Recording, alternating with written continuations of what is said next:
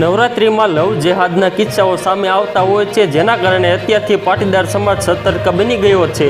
રાજકોટના કડવા પાટીદાર સમાજના યુડી ક્લબના ગરબામાં ખેલૈયાના પ્રવેશ માટે આધાર કાર્ડ ફરજિયાત કરી દેવામાં આવ્યું છે।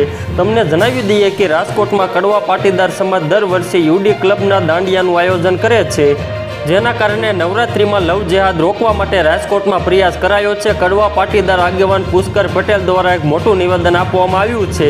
નવરાત્રિમાં લવ જેહાદ રોકવા માટે નિવેદન આપ્યું છે, જેમાં તેમણે સૂચવ્યું છે કે અર્વાચીન ગરબાના આયોજકોએ આધાર કાર્ડ અને ફોટો લેવો જોઈએ, જેથી લવ જેહાદ જેવી ઘટનાઓ અંગે જાણકારી મળી શકે। યુડી ક્લબ નવરાત્રિના પાસ માટે આધાર કાર્ડ લઈને જ પાસ ઇસ્યુ કરવામાં આવી રહ્યા છે। ગુજરાતમાં નવરાત્રિ દરમિયાન કોઈ લવ જેહાદના કિસ્સા ન બને માટે કડવા પાટીદાર સમાજના યુડી ક્લબના રાસ ગરબાના આયોજકે કેટલાક નિયમો ઘડ્યા છે। કડવા પાટીદાર સમાજના યુડી ક્લબના રાસ ગરબાના આયોજકે ખેલૈયાની એન્ટ્રી માટે આધાર કાર્ડ ફરજિયાત બનાવ્યું છે। આધાર કાર્ડ વિના એન્ટ્રી કે ગરબાના પાસ નહીં મળી શકે। તમને જણાવી દઈએ કે દર વર્ષે કડવા પાટીદાર સમાજના યુડી ક્લબના રાસ ગરબા યોજાય છે। આ વર્ષે પણ યુડી ક્લબ ગરબાનું આયોજન કરવા જઈ રહ્યું છે। પાટીદાર સમાજના નવરાત્રિને લઈને લેવામાં આવેલા આ નિર્ણય સાથે અન્ય અર્વાચીન ગરબા આયોજકો પણ જોડાયા છે।